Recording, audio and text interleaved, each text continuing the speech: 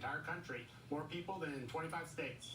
All right, thanks a lot, Mark Jones. We're going to continue with our panel of voters here on the Factor Uncensored. Jordan Wilson, who's a Democrat. What took you to the polls? What motivated you to go and vote the way you did? I voted to show that my Black community, that our voices matter. Every vote that we do, every step that we take in the polls, in the community, in the government, that we matter. Our voices matter.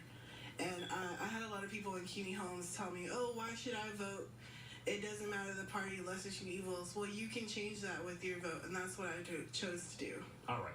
Thanks a lot. Let's bring the microphone down here and get Jacob way involved in this conversation. For those who say their voices don't count, when you hear that as a voter and someone who's an active Republican, what do you think about that when people feel like they don't have a say in an election, they're only one vote?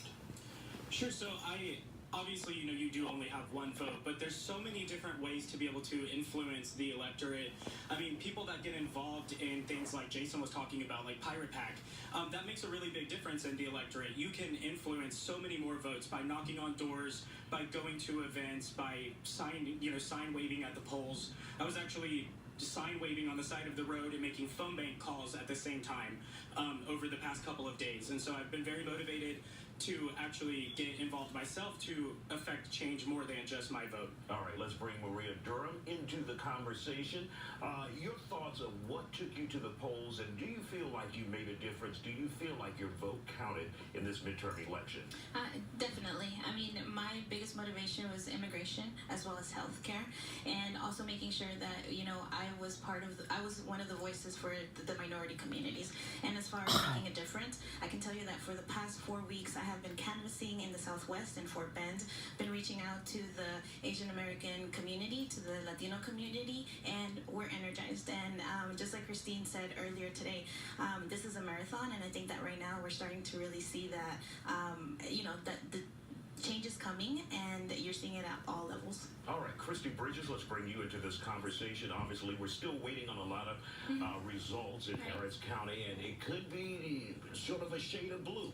Are you disturbed by that, and how do you plan on making a difference if it becomes a blue county to a Republican like you? It is a little bit disturbing to see a little bit of a blue wave come in. Obviously, as a Republican, I do believe in Republican values in our platform.